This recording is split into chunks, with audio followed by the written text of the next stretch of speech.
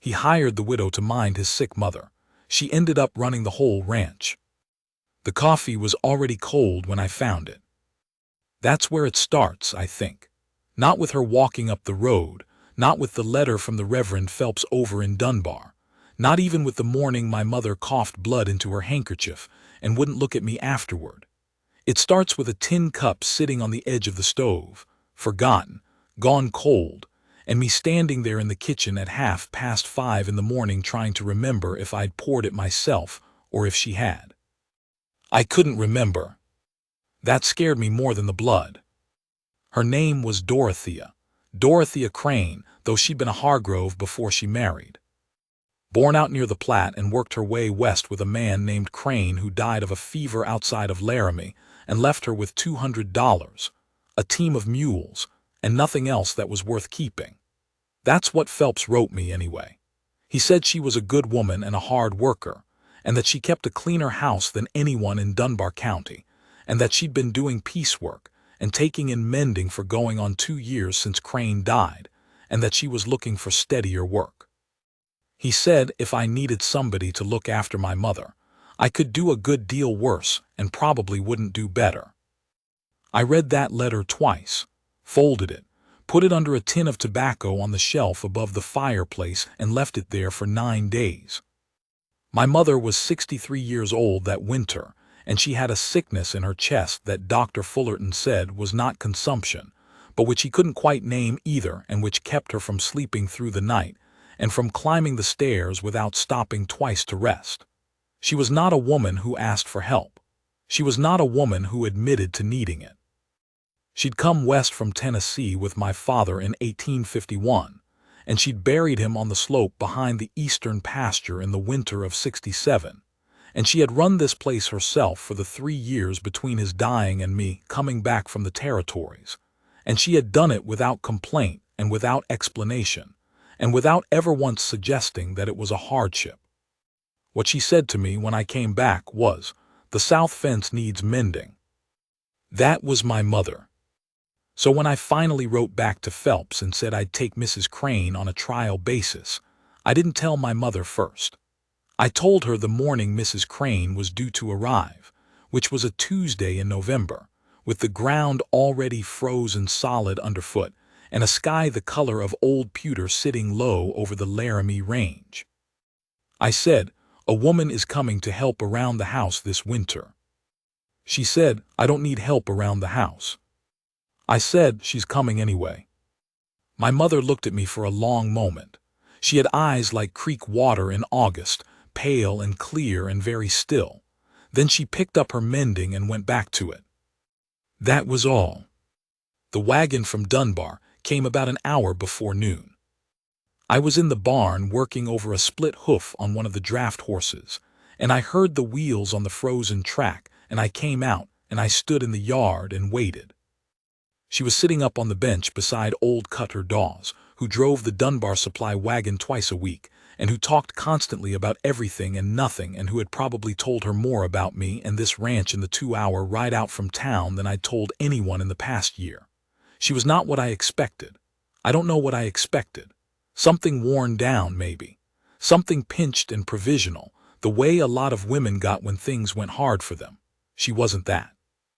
She was maybe 40. Dark hair going gray at the temples pulled straight back, a jaw that was set but not hard. She was wearing a good wool coat that had been repaired at the left elbow with thread that almost matched. She was looking at the barn before she looked at me. I noticed that. Cutter hauled the wagon to a stop and started talking immediately about the road conditions and the state of the creek crossing, and I stopped listening to him after about 4 seconds, and I watched her climb down from the wagon without waiting for any help from either of us. She had one trunk and a canvas bag. She set them in the dirt and she turned and she looked at the house, and then she looked at me. She said, "Mr. Aldridge." I said, "Mrs. Crane." She said, "Reverend Phelps tells me your mother is unwell." I said, "She is." She said, "I'd like to meet her before we talk terms." I said, "All right," and I carried her trunk inside, and she followed me with the canvas bag over her shoulder, and that was how it started.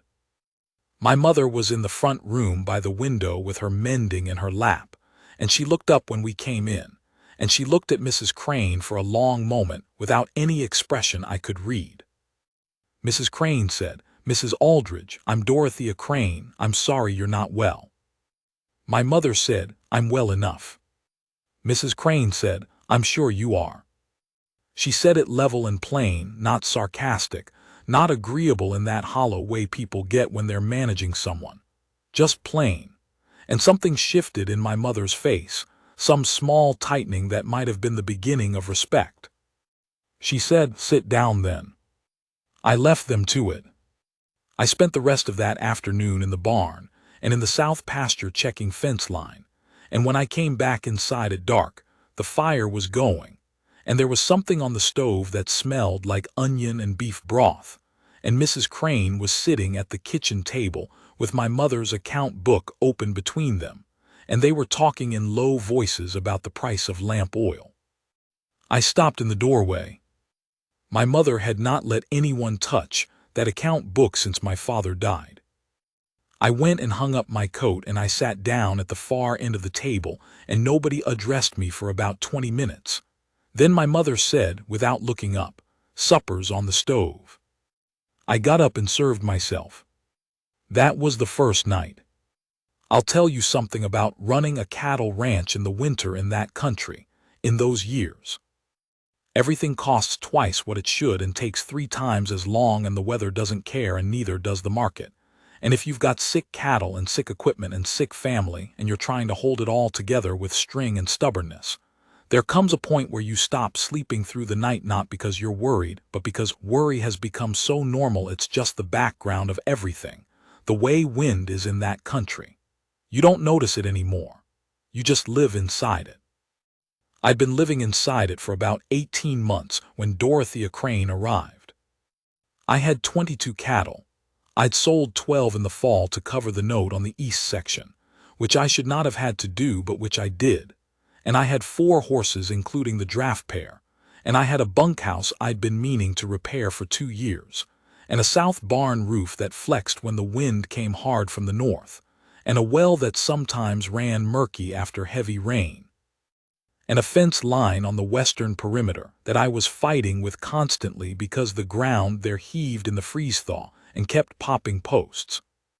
And I had my mother, who was not well and who would not say so, and who had started in the weeks before Mrs. Crane arrived to do her mending sitting down instead of standing, which she had always done standing, at the kitchen counter, because she said it was easier on her back, though we both knew her back had nothing to do with it. What I'm saying is, I was at a particular kind of limit, not broken, not close to broken because I didn't think about it in those terms, but running on the last of something.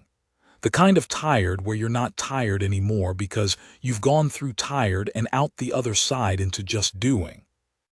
Dorothea Crane walked into that, and inside of 3 days she understood it completely. She never said so. She didn't come to me with observations or assessments or suggestions.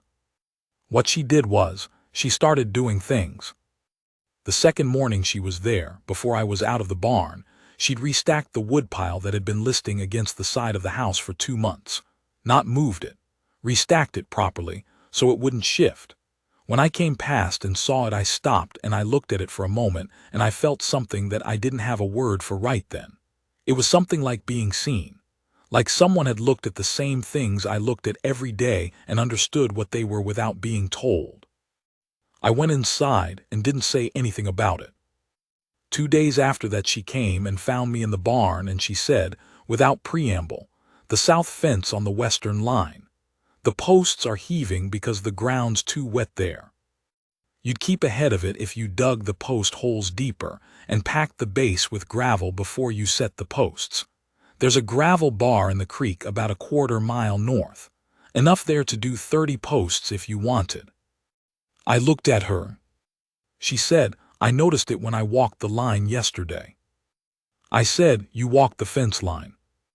She said, "I wanted to know what the ranch looked like."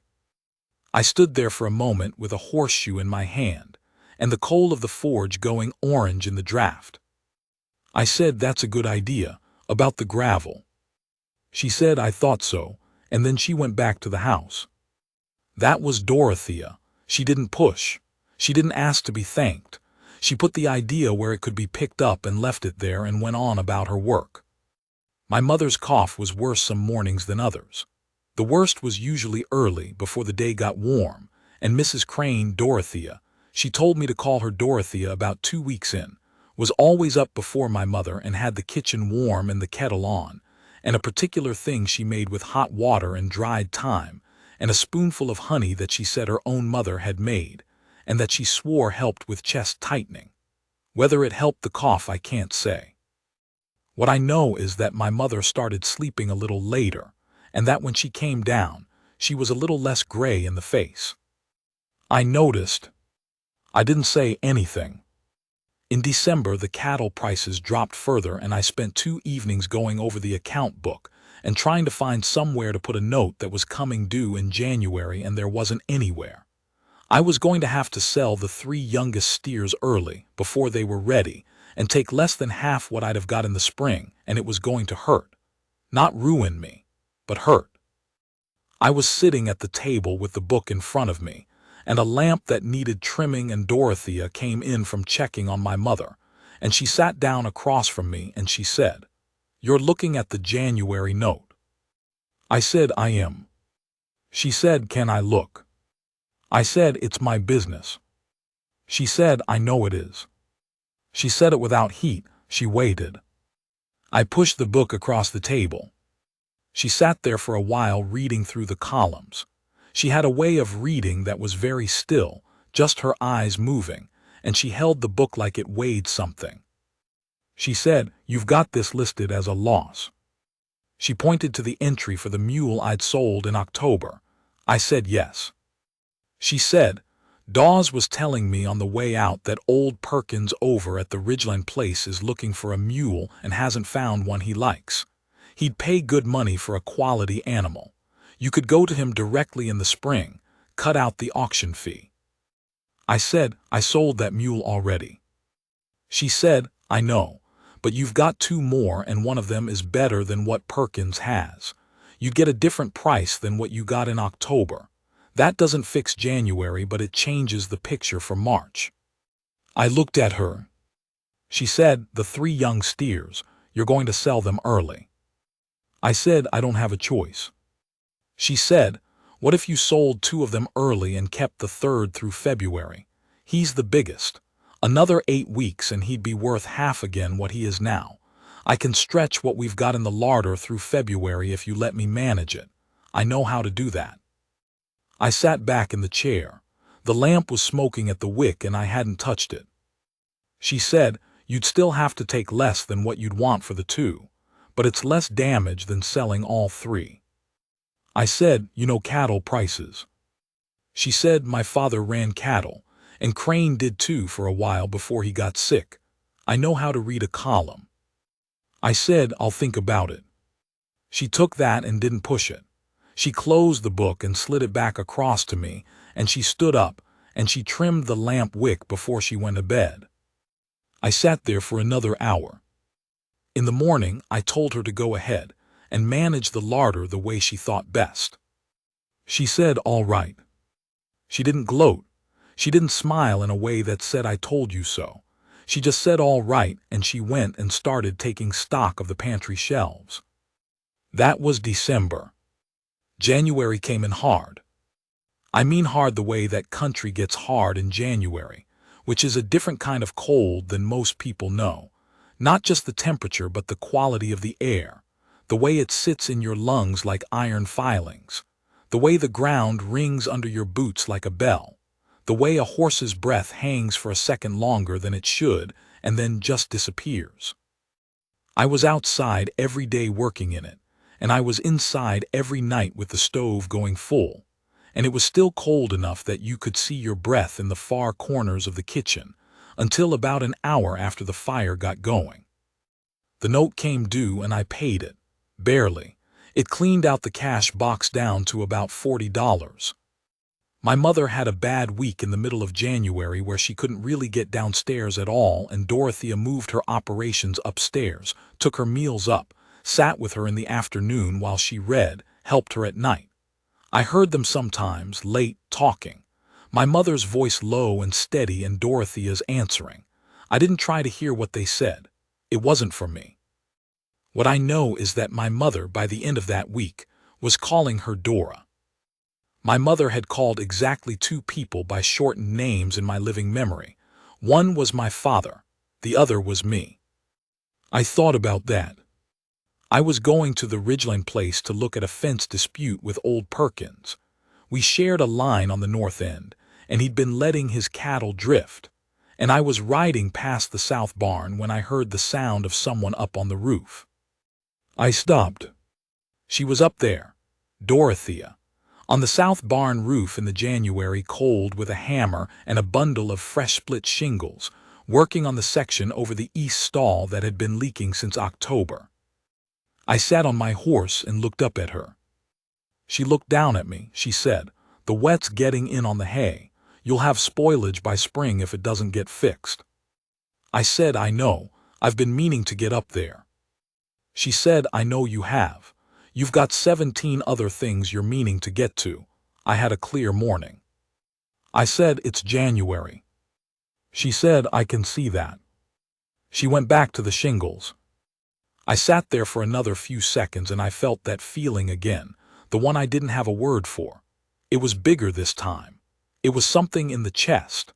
The kind of feeling you get when you've been carrying something alone for a long time and someone just, without any announcement, reaches out and takes hold of the other end. I said, "Be careful on that pitch." She said, "I've been on worse." I went to see Perkins. February. She was right about the steer. He came to weight fast and the price had come back up and I got exactly what she'd said I'd get, and combined with what Perkins paid for the mule, which was a fair price, good price, it put me in a different position than I'd been in for 3 years. Not comfortable, not settled, but different. The weight had shifted some. I told her. I didn't know exactly why I told her, except that she'd been part of working it out, and it seemed wrong not to.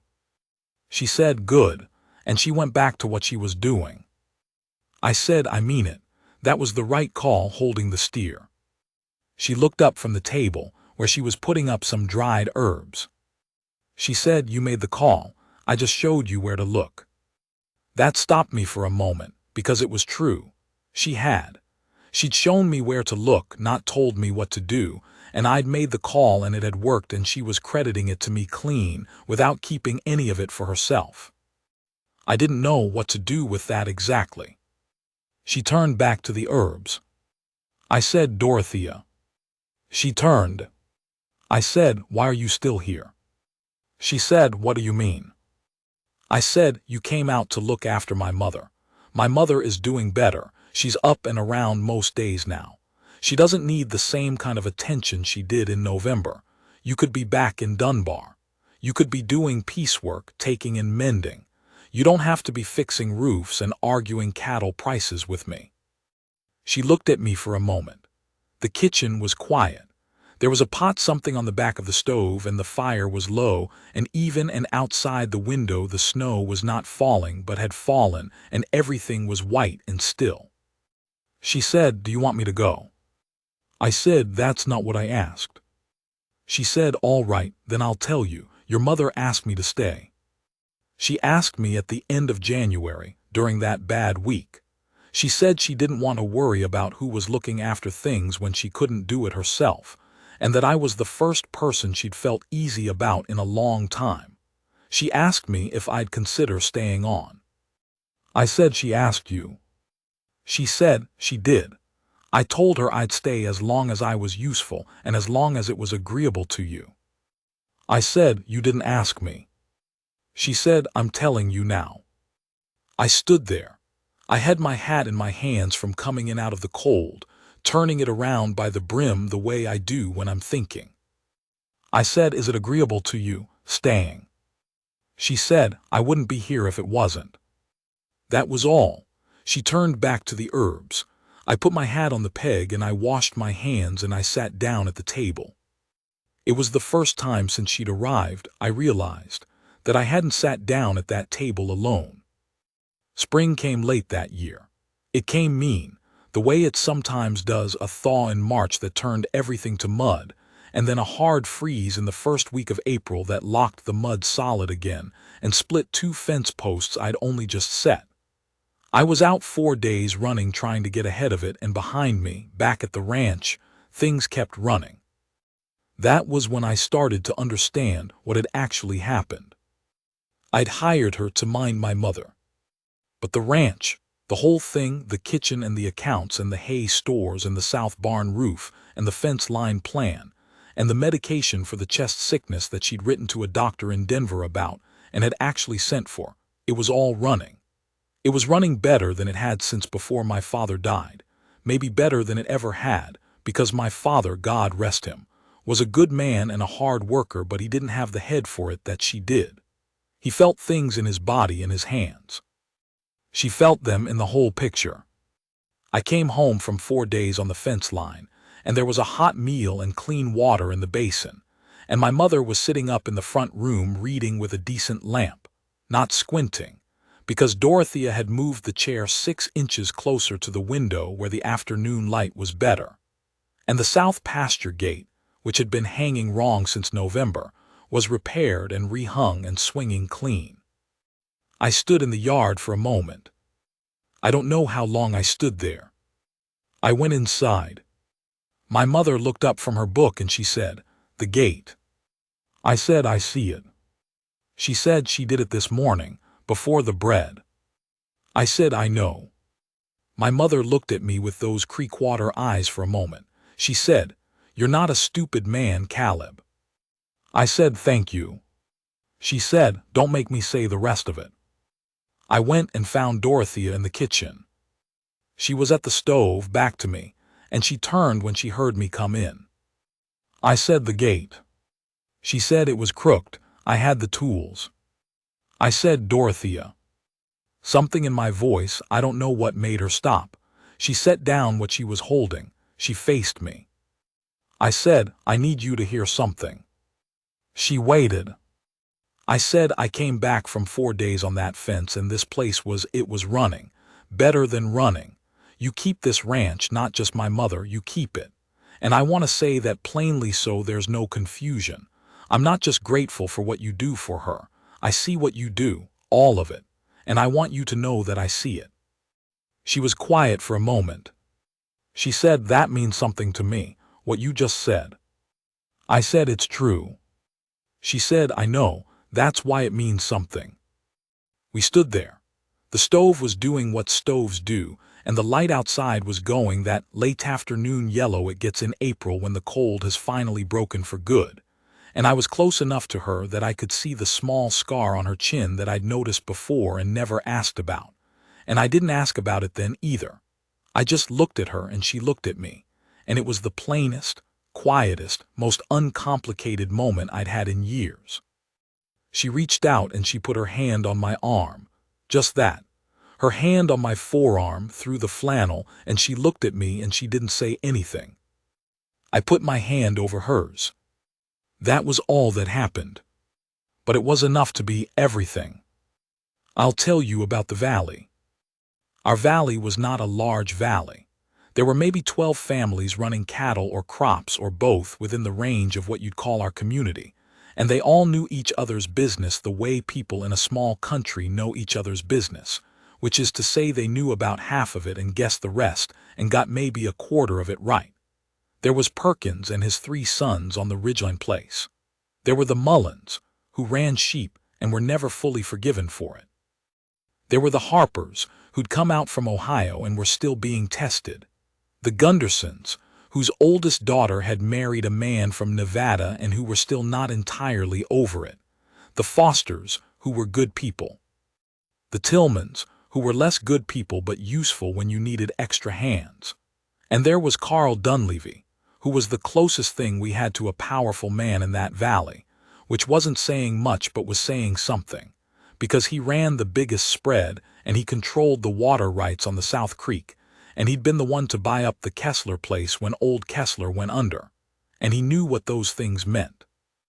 Dunleavy had been looking at my eastern section for 2 years. I knew it. He knew I knew it. He hadn't pushed because I hadn't been weak enough to need to sell, and he hadn't been desperate enough to push anyway, but he watched. Men like that watch. He came to the ranch in May, the first time Dorothea had been there for any formal interaction with anyone from outside. He came to talk about the water rights on the North Tributary, which we shared, and which he wanted to renegotiate, by which he meant he wanted a larger share. I knew he was coming. She didn't ask me anything about it. She just, when I came in from the barn and found her at the table with the water rights document I'd pulled from the deed box, I stopped. She said I read through it. I said, all right. She said, the language in Section 4 is ambiguous.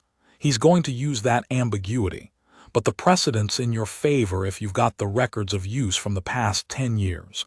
Have you kept them? I said, in a ledger, in the drawer. She said, get it. And when he comes, let me know if you want me in the room. I looked at her. She said, I can stay in the kitchen if you'd rather. I'll let you decide. I thought about it for a moment. I said, stay in the room. She said, all right. Dunleavy arrived at 2 o'clock with his foreman, a man named Griggs who did not say much but who paid close attention to everything. They came into the front room where I had the documents laid out, and where my mother was sitting in her chair by the window, ostensibly reading, actually listening, and where Dorothea was sitting at the end of the table as if she'd always sat there. Dunleavy looked at her. He said, Mrs. Crane. She said, Mr. Dunleavy. He said, I didn't realize you'd be joining us. She said, I didn't realize I needed an invitation. Griggs looked at the table. Dunleavy settled himself and he started in on the water rights, and he was smooth about it. The way a man is smooth when he's been making arguments like this for 20 years, and he's learned to make them sound like he's doing you a favor. He hit on the Section 4 language right where Dorothea had said he would. And when he did, she slid the ledger across to me, not to herself, to me, and she said, very quiet, just to me, 10-year record, page 31. I opened it to page 31. I said, we've maintained consistent use of the North Tributary water for 11 years, Mr. Dunleavy. Here are the records. Whatever the Section 4 language says, consistent historical use establishes the right in territorial law. I believe you know that. Dunleavy looked at the ledger. He looked at me. He looked at Dorothea, who was looking at the window. He said, Mrs. Crane, you're a detail-oriented woman. She said, I try to be. He said, Mr. Aldridge, you've got yourself a capable, what would you call her, manager. I said I'd call her what she is. She runs this ranch. The room was quiet for a moment. That was the first time I'd said it out loud. I hadn't planned it. It just came out and it was true, and I let it stand. Dunleavy looked at me, and then he looked at her again, and something moved through his face that wasn't displeasure exactly, but was the recognition of a situation he hadn't anticipated. He said, well, we'll put this water question aside for now and revisit it. I said, anytime you like. He left. Griggs left. The sound of their horses went down the track, and then it was quiet. My mother said, from her chair by the window, revisit it. She said it with the exact dry inflection she'd been perfecting for 63 years. Dorothea was gathering the documents from the table. She was moving with that particular economy she had, no wasted motion. She looked up at me and she said, you didn't have to say that, about the ranch. I said, it's true. She said, I know it's true. I just mean you didn't have to say it. I said I wanted to. She held my eyes for a moment. There was something in her face I hadn't seen before or hadn't let myself see. It was not surprise. It was something quieter and more careful than surprise. It was the look of a person who has learned not to expect things and who is now, carefully, allowing themselves to expect something. She went back to the documents. I went out to finish the afternoon's work. There's a particular evening I keep coming back to. It was June, late June, the summer properly underway and the grass in the pasture high, and the cattle doing well and the air in the evening that deep warm blue that it only is in that country in June, when the days are long and the land has finally forgiven the winter for what it did. I was on the porch after supper. My mother had gone up early. Dorothea came out and sat in the other chair. We didn't say anything for a while. There were nighthawks working the edge of the pasture, that sound they make, and the horses were moving in the near corral, and everything was quiet in the way that's full rather than empty. She said Crane and I had a ranch, smaller than this, before he got sick. I said, where? She said, outside Laramie. We had it 4 years. Then the fever came and it took him fast and the place went to his brother, who I'd never liked and who'd never liked me, and that was that. I said, I'm sorry. She said, it was a long time ago now. I don't say that to mean I'm over it. I just mean it has its proper distance. I said, that's honest. She said I was good at it, the ranch work, the managing of things. I always had been. Crane was better at the cattle side, the physical part. I was better at the picture, the whole picture. She was quiet for a moment. She said, you know what it's like, spending 2 years doing piecework and mending when you know you can do more than that. When you can see the whole picture and there's no picture for you to see. I said, I know something about it. She looked at me. I said, I came back from the territories and this place was going sideways and I couldn't talk to anyone about it. Not really. People see a man with a ranch and they figure he's managing. They don't look close enough to see that he's running on nothing. She said I looked close. I said, I know you did. She said, first day. I said, I know. The nighthawks went on working the pasture. The blue was deepening, going toward purple, and one star was up already above the eastern ridge, very bright and very alone. She said, Caleb. She'd been calling me Caleb for maybe 2 months by then. My mother had started it, and it had passed to her the way things pass between women who like each other. I said, yeah. She said, I'm not looking to be a hired woman all my life. I said, no, I don't imagine you are. She said, I'm telling you so you know where I stand. I said, where do you stand?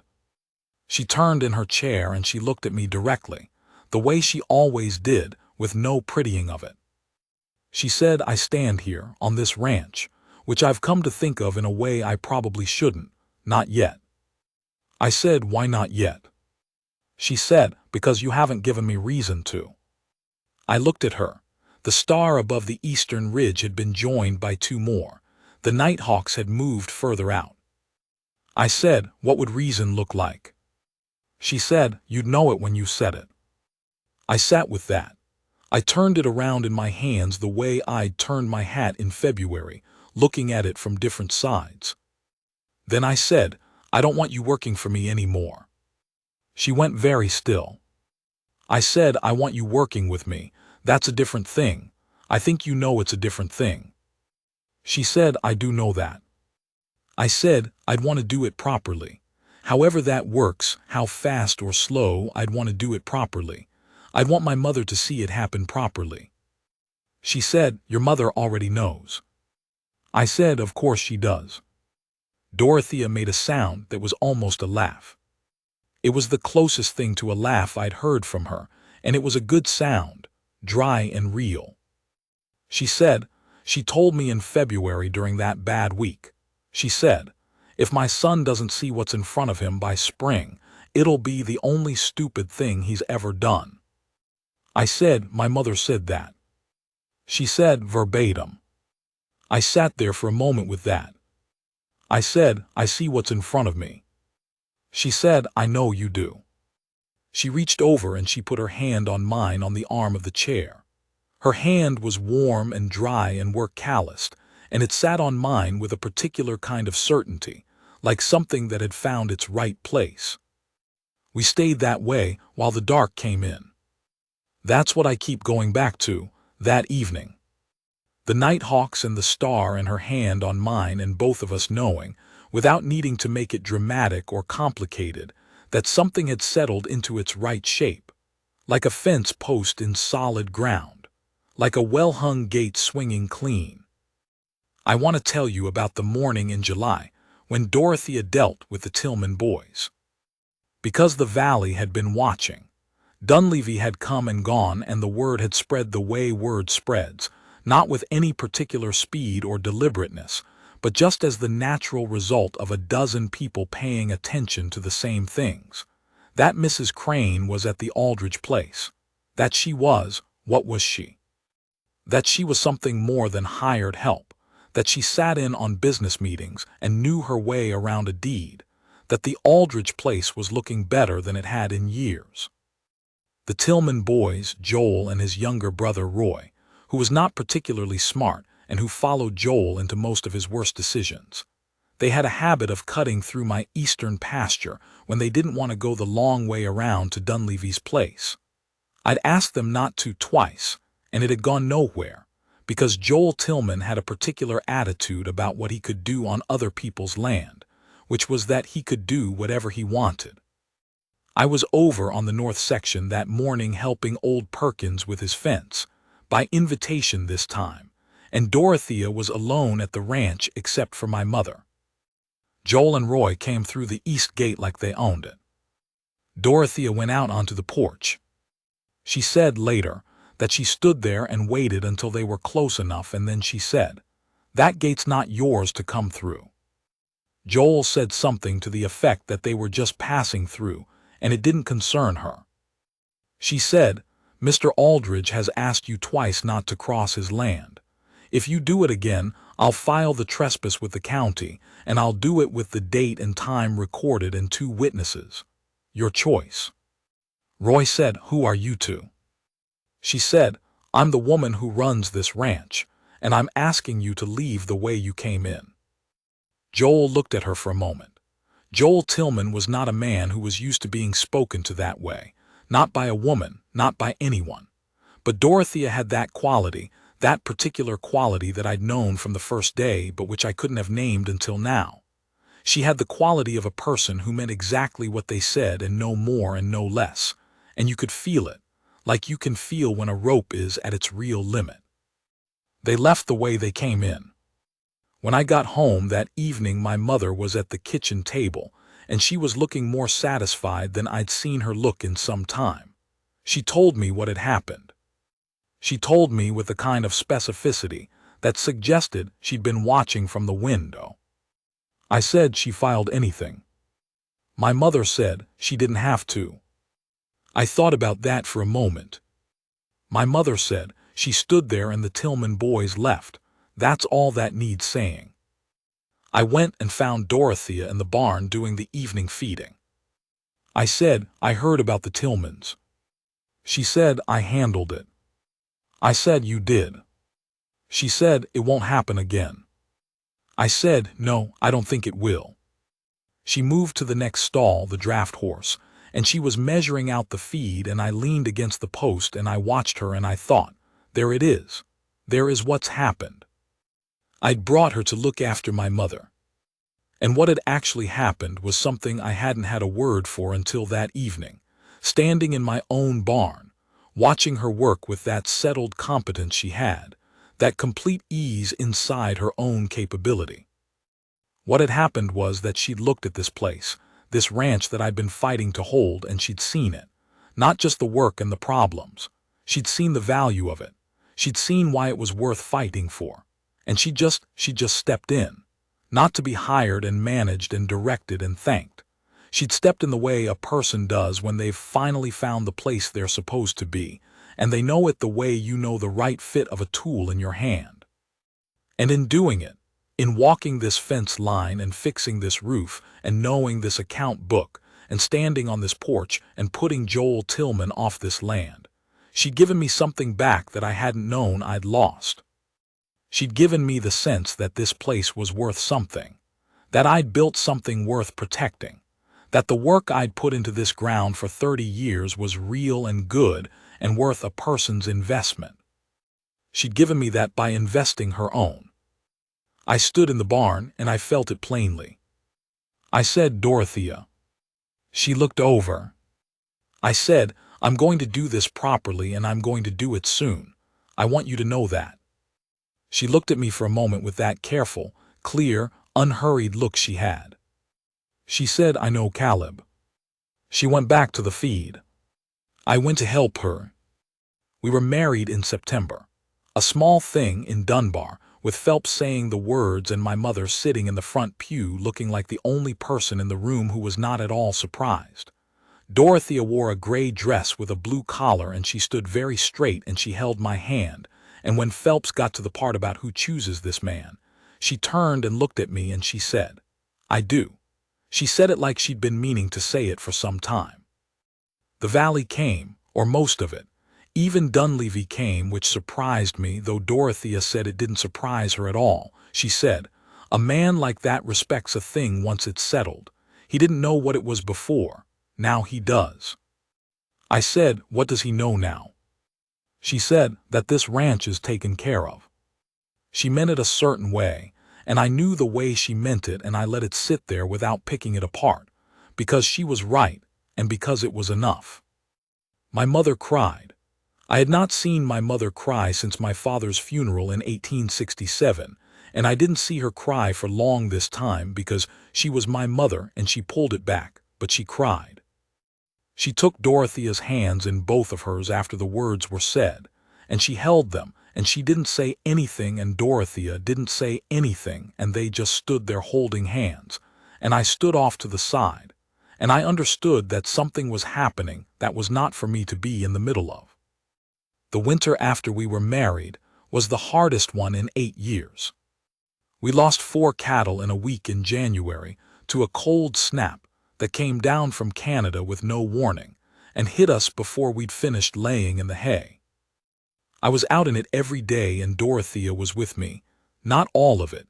She was still managing the house and my mother, but she was out in the worst of it. And I remember one morning, the 3rd morning of the snap, breaking ice on the water troughs in the dark at 5 a.m., and she came up beside me with the other side of the long bar and started breaking from her end. 30 degrees below zero that morning, maybe colder. She was in her husband's old coat, the heavy one, and her breath was coming hard, and she didn't say anything, she just worked. We broke through the ice, we went from trough to trough. By the time we were done, it was starting to get light in the east, that pale iron color that means a cold day but not a dangerous one, and we stood by the fence, and we caught our breath. I looked at her. Her face was red, and her eyes were watering from the cold, and there was ice on the scarf she'd pulled over her chin. I said, "Go inside." She said, "In a minute." She was looking at the cattle moving toward the water. She was counting them. She said, "We've still got 14 in good shape. We'll hold them." I said, "We'll hold them." She looked at me, and she put her arm through mine, and she leaned against my shoulder, and we stood there in the cold and watched the cattle drink. That's the image I come back to. Not the wedding, though the wedding was good. Not the evening on the porch in June, though that was good too. Not even that first moment when she put her hand on mine and the dark came in. What I come back to is that January morning, 30 below, ice on her scarf, her arm through mine and 14 cattle alive because we'd broken the ice in the dark together, her voice saying, "We'll hold them." The first word of that, "we." I'd run this place alone for a long time, long enough to forget that it didn't have to be alone, long enough to think that holding something together by yourself was just the nature of things, the cost of the land and the cattle and the life you'd chosen. And then she'd come in, hired for one job, good God, hired to make my mother warm tea in the mornings. And somewhere in the months between that November and that January, everything had become we, and I hadn't even noticed it happen. And when I noticed it standing in the dark in 30 below cold, it was like finally identifying a sound you've been hearing for months, the one you kept almost recognizing and then losing. That was the sound of not being alone. That was what she'd done. My mother died the following March. She went peaceful in her bed, which is what she'd said she wanted, and she had Dorothea with her at the end because they'd arranged that between them without telling me, which was right. My mother would not have wanted me in that room. She'd have wanted Dora. She left a letter. She'd had Phelps write it for her. Her hands had gotten too weak for much writing in her last months. And she sealed it herself, and she told Dorothea where it was, not me, and Dorothea gave it to me the morning after. It was 3 lines. The ranch was your father's work and then my work and now yours and Dora's. I am satisfied. Don't let the west fence go. That was all. I read it in the kitchen alone, early in the morning before anyone was up, and I sat with it for a long time. My mother had lived 64 years and built and lost and held things and buried my father and run this ground and been sick and gotten partially better and then gone. And what she'd left me was 3 lines and a fence reminder. It was the most her thing she could have done. I folded the letter. I put it in the deed box with the other important things. I went out and I looked at the west fence. It needed work. I went and got the tools. That's the way it is. The work doesn't stop because the world changes on you. It doesn't pause for grief or for love or for the long mornings when you stand in the yard and feel the full weight of everything you've been given and everything you've lost, and somehow those things are the same things, heavier for being the same things. The work is there, you go do it. But here's what's different now. I come in from the west fence and the kitchen is warm. The fire is going. She's at the table, or at the stove, or at the window with the account book open, and she looks up when I come in, the same way she looked up that first morning when I caught her in the kitchen with my mother's account book open between them. Except now she looks at me with something that wasn't there then. She looks at me like this place is ours. Like I am hers and she is mine, and this ground under our feet is what we've chosen, both of us, with full knowledge of what it costs and full intention of going on paying it. She doesn't say it. She doesn't have to. I hang up my coat.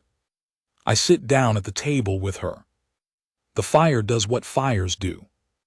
Outside, the cattle are in the near pasture, and the horses are in the corral, and the south barn roof doesn't leak, and the well runs clear, and the west fence, which my mother told me to mind, is as sound as I can make it.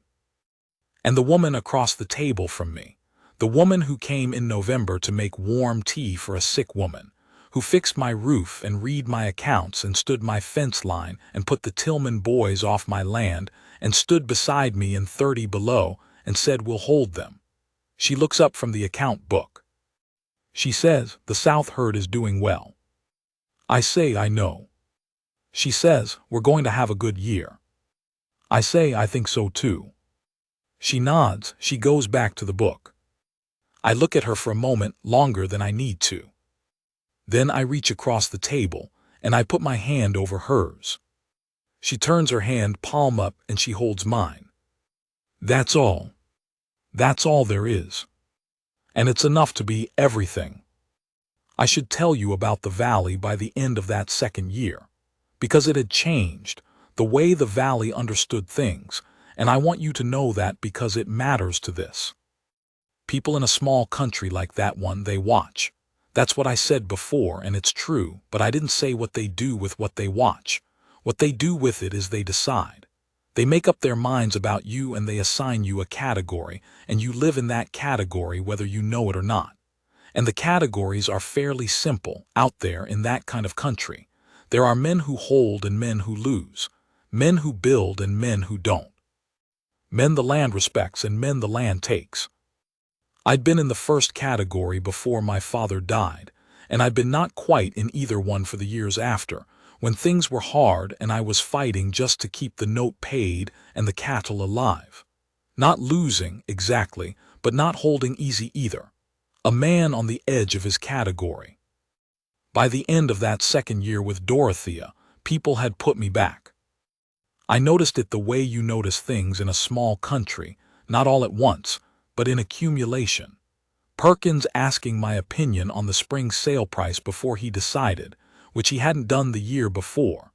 The Fosters sending their boy over to ask if we had extra hay seed to sell, because they'd heard we were doing well with the south pasture, which we were.